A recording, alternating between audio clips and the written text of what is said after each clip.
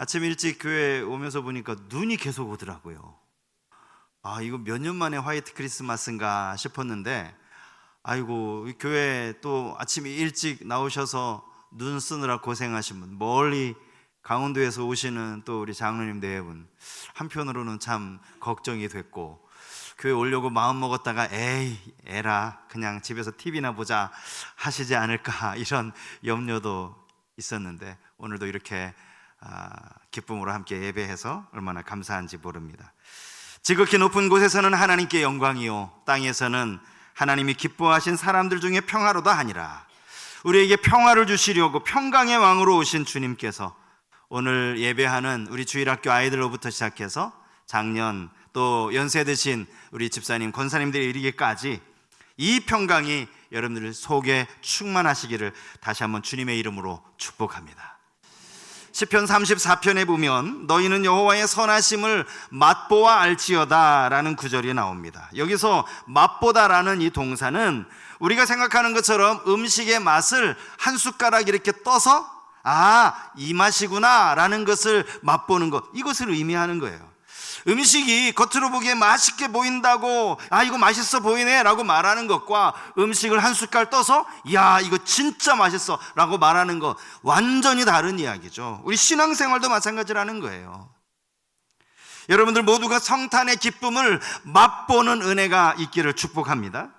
남들이 그냥 성탄절이라고 하니까 오늘 1년에 한 번 교회 가는 날이야 해서 따라올 건이 아니라, 이 성탄의 기쁨을 우리 모두가 이것이 왜 기쁜 날인지, 왜 기뻐해야 하는지, 얼마나 기쁜지 이것들을 함께 느끼는 그런 성탄절이 꼭 되실 수 있기를 바랍니다. 저는 오늘 동방에서 온 박사들이 아기 예수님의 성탄을 축하하는 본문을 설교 본문으로 정했습니다. 예수님 태어나실 당시에도 성탄의 기쁨을 맛본 사람들이 있었는가 하면, 성탄의 기쁨이 뭔지 알지도 못하고 관심도 없는 사람들도 있었다라는 것을 우리는 이 본문에서 확인을 할 수 있는데요, 성탄의 기쁨을 그야말로 맛보아 알았던 사람들이 바로 이 동방의 박사들이다 라고 말할 수 있을 겁니다. 먼저 한 가지 질문을 제가 드려보겠습니다. 혹시 주일학교 친구들 중에서 맞힐 수 있으면 한번 맞춰보십시오. 본문에 나오는 박사들이 유대인이었을까요? 이방인이었을까요?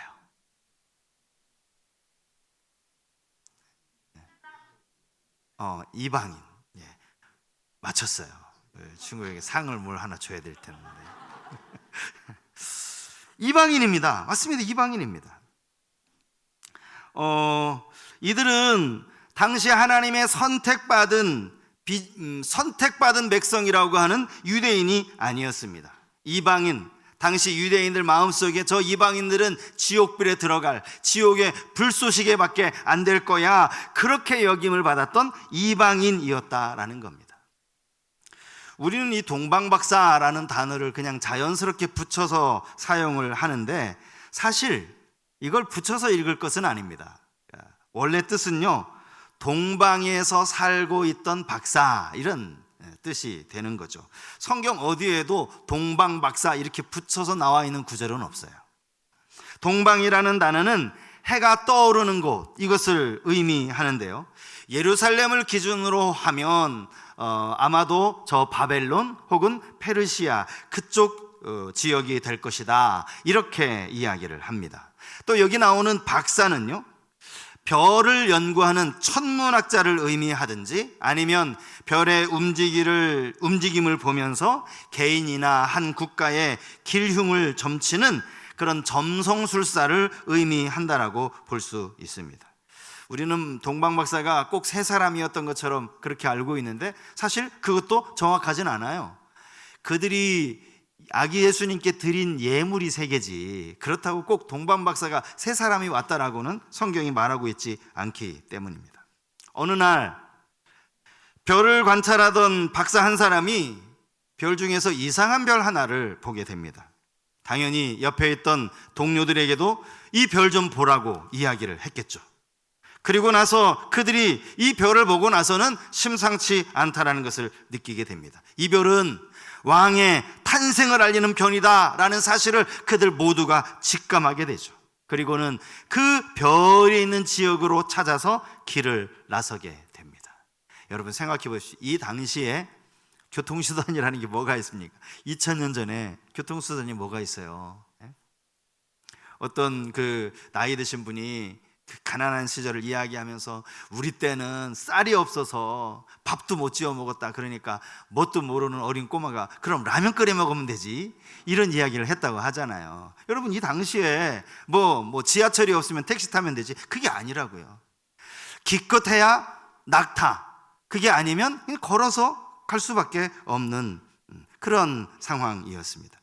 동방에서부터 예루살렘까지 거리가 어느 정도 되느냐, 여러분 대략 어느 정도 된다고 생각하십니까? 이게 뭐 직선거리로 재느냐 아니면 이렇게 꼬불꼬불 길을 다 연결지어서 재느냐에 따라서 조금은 달라질 수 있겠지만 적어도 수천 킬로는 넘을 것이다. 이것이 학자들의 보통 일관된 의견입니다. 수천 킬로 걸어서 낙타를 타고 가면 이게 몇 달은 걸릴 그만한 먼 거리라는 사실이죠. 사실 유대인의 입장에서 보면요, 아니 유대인도 아닌 이방인 입장에서 보면요, 저 유대 땅에 왕이 태어나든 태어나지 않든 그게 이들과 무슨 상관입니까? 어떤 의미에서는 아무 상관없어요. 유대인의 왕이 태어난다고 해서 뭐 그들이 지금 살고 있는 삶이 더 나아지느냐? 그것도 아닙니다. 아무런 연관이 없어요. 그럼에도 불구하고 그 먼 거리를, 가깝지도 않아, 뭐 비행기를 타고 갈 수도 있는 것도 아니에요. 그 먼 거리를 이동해서 당시 유대인의 왕이었던 헤롯을 찾아왔다라는 거죠. 여러분 이건 정말 대단한 결단이라고 할 수 있습니다. 이들이 여기까지 온 이유가 뭐라고 성경에 나옵니까? 본문 2절 말씀을 다시 한번 보십시오. 유대인의 왕으로 나신 이가 어디 계시냐? 우리가 동방에서 그의 별을 보고 그에게 경배하러 왔노라.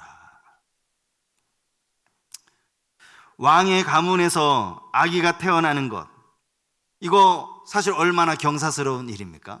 아마 그 주변에 잔치를 벌이겠죠.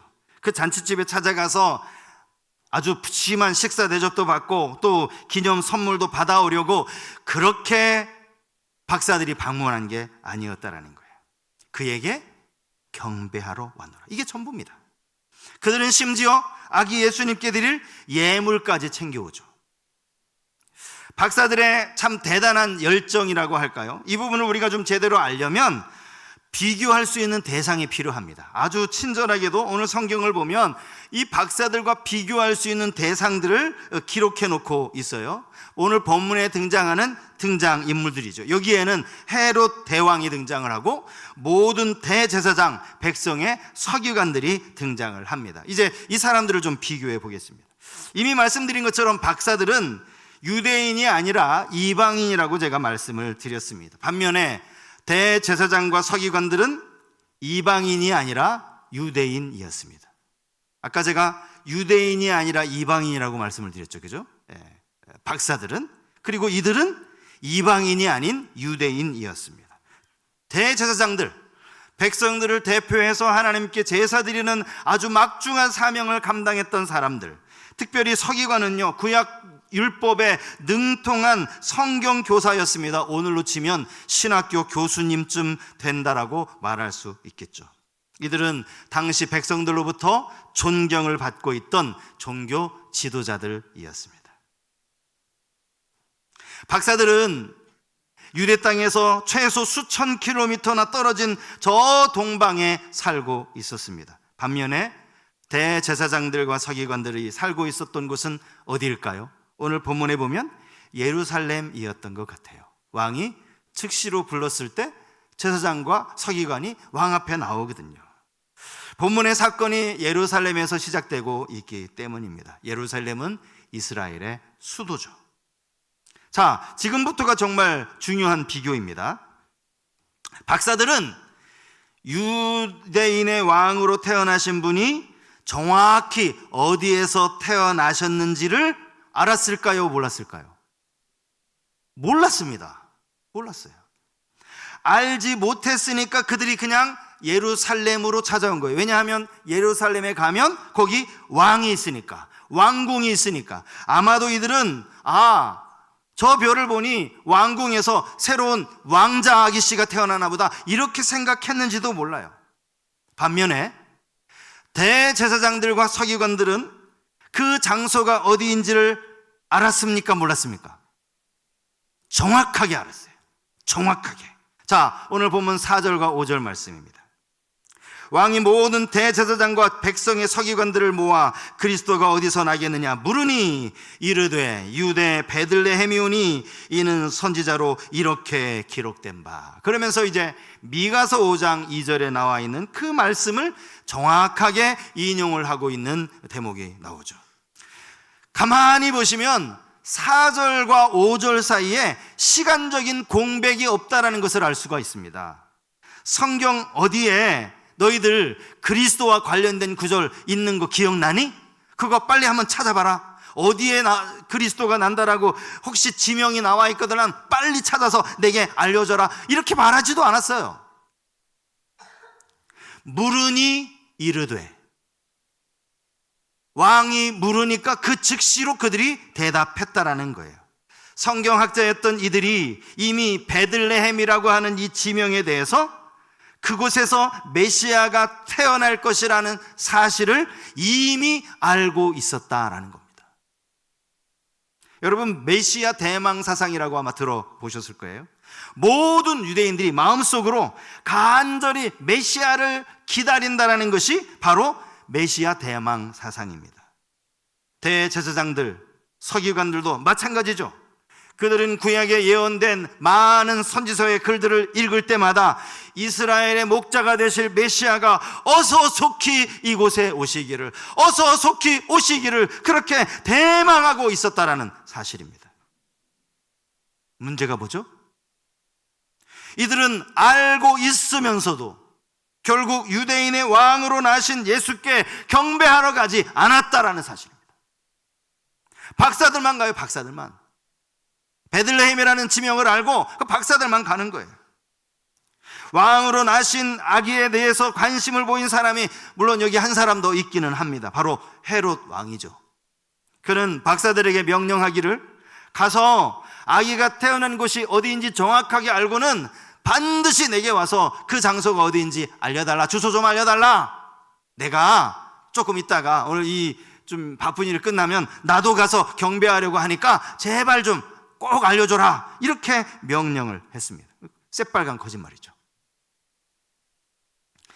머리로 성경을 아는 것으로 치면 서기관들은요 정말 대단한 사람들이라고 할 수 있습니다. 하지만 본문을 보면서 머리로 성경을 많이 아는 지식이 신앙생활에서 진짜 중요한가? 라는 생각을 갖게 됩니다. 단순히 머리로만 많이 아는 것이 그의 삶에 얼마나 중요한가라는 것이죠. 신앙생활에 정말 중요한 것은 머리로 많이 아는 것은 아니지 않나, 이런 생각이 든다는 거예요. 여러분, 밤낮 성경을 연구해서 성경 내용을 아주 통달하고 있으면 뭐합니까? 아는 것과 사는 것이 별개라면 말이죠. 성경을 많이 알면 알수록 성경이 가르치는 대로 우리의 삶에 변화가 일어나야 하는 것 아닙니까? 그렇지 않으면 도대체 성경을 그렇게 많이 알려고 하는 이유가 뭡니까?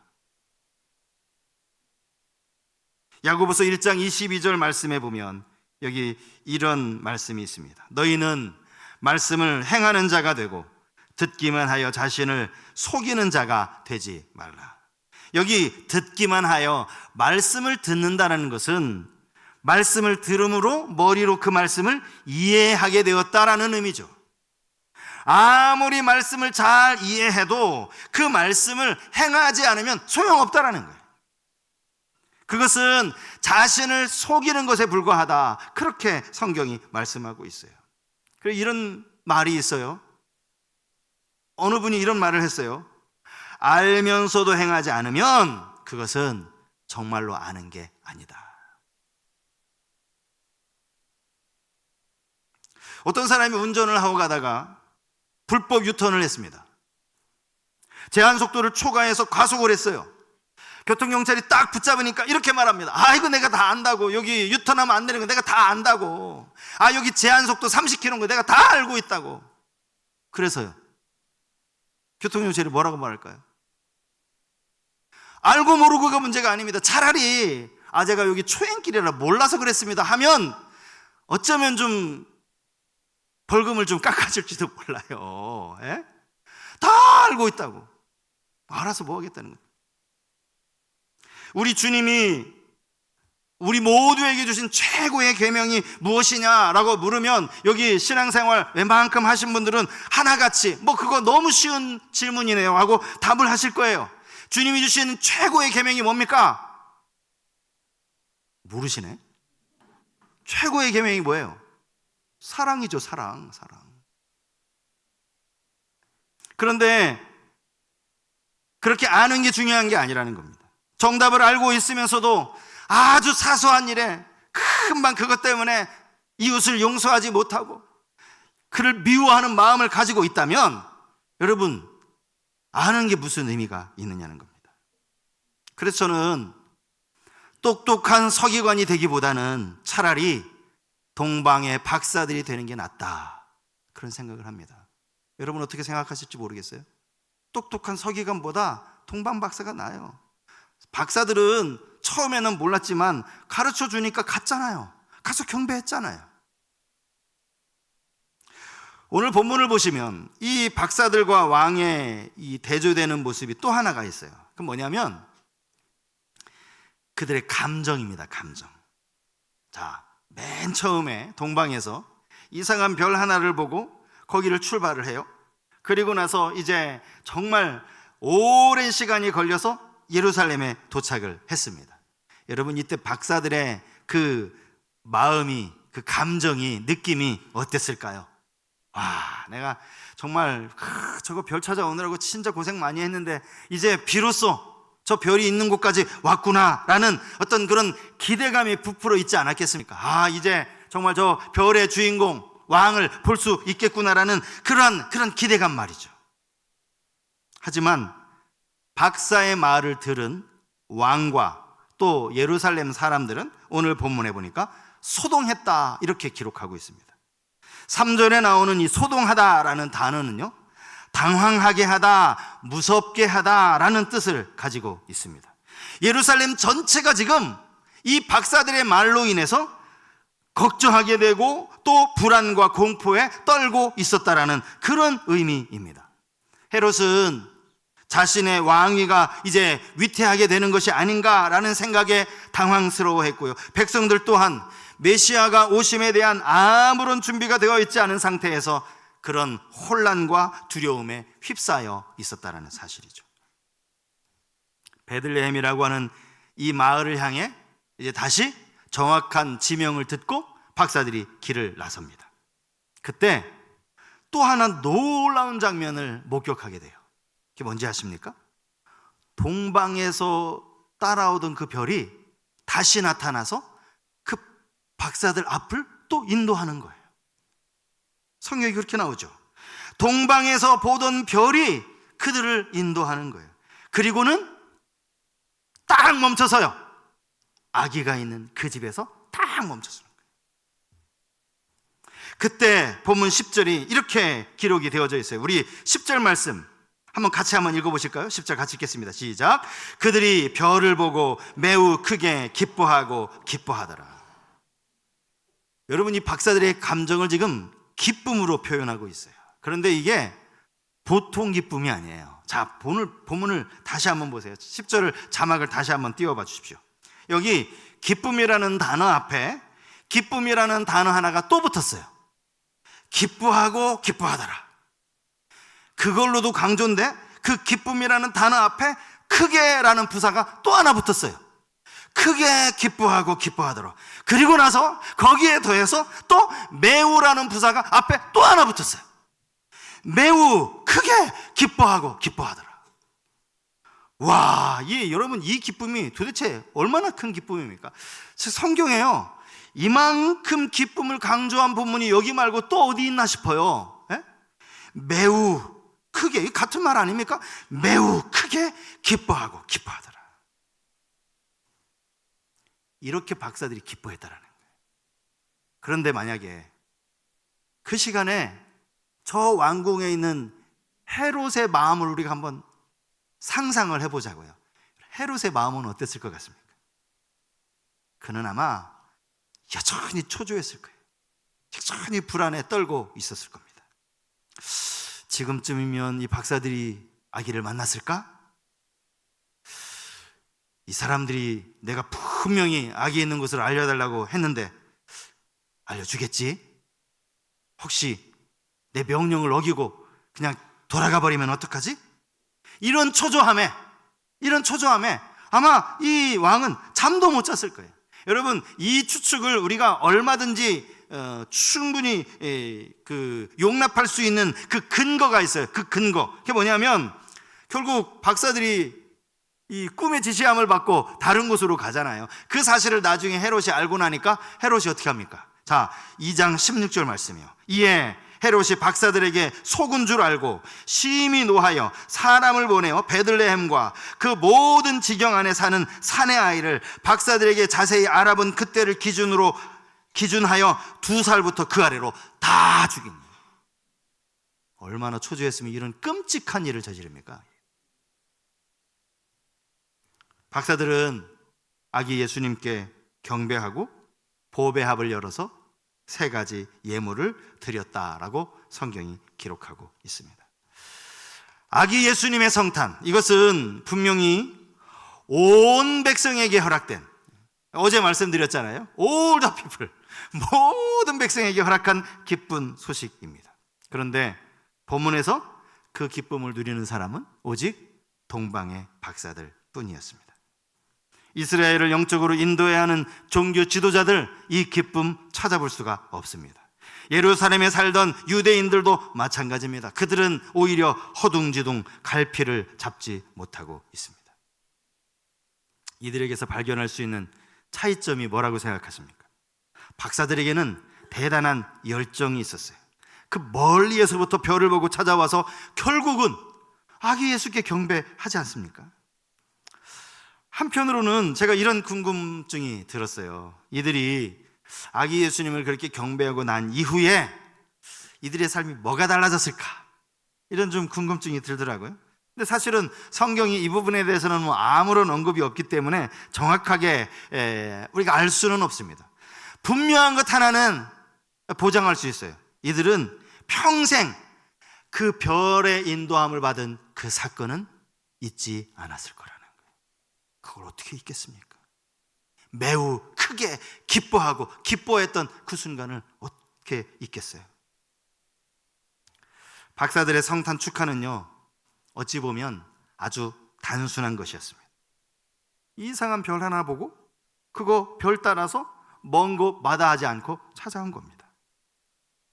여러분, 이 박사들의 행동이 도무지 이해가 되지 않으시는 분들은요, 생각이 많으신 분들이에요.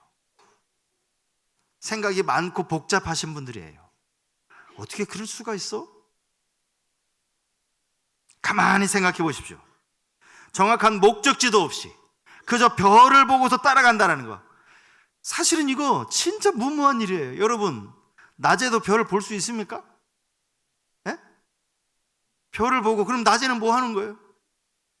아니, 이렇게 하루 이틀 걸리는 거리도 아니고 거리가 꽤 멀다라는 것은 따라가면서도 그들이 알았을 텐데, 이렇게 그냥 별만 보고 따라가다가 어디선가 그 별을 벌이 멈춰섰고 왕을 만났다고 쳐요. 어떻게 돌아올 거예요? 어떻게?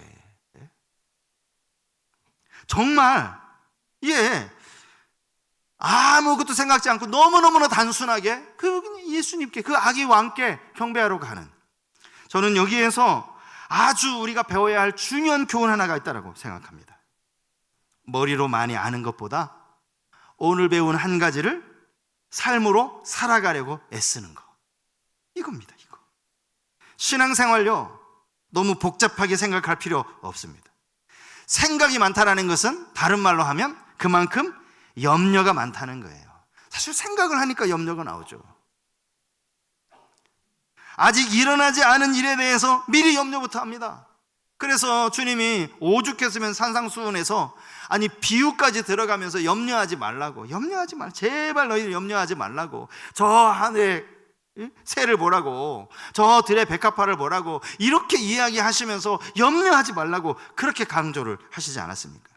이 말씀을 하신 이후에 주님이 내리신 마지막 결론도 너무나 단순해요. 마태복음 6장 33절 말씀이죠. 그런즉 너희는 먼저 그의 나라와 그의 의를 구하라. 그리하면 이 모든 것을 너희에게 더하시리라. 이 모든 것, 여러분, 이 모든 것이 뭡니까? 이 모든 것 안에 우리가 염려하는 모든 게 다 들어있어요. 내가 걱정하고 염려하는 이 모든 것 다 들어있다고. 이것을 더하시리라. 하나님이 책임져 주시겠다라는 그런 의미 아닙니까? 우리 2024년도 한 해는요, 조금 단순해져 봅시다. 우리는요, 경우의 수가 너무 많아. 이걸 이렇게 하면 저 사람이 저렇게 반응하면 이건 또 이렇게 하고 막 얼마나 수백 가지 경우의 수를 두고 생각이 왜 이렇게 많습니까?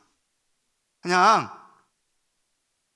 이 모든 것 너희에게 더하여 주신다고 말씀하셨으니까 아멘, 하나님 맡기고 내가 가겠습니다.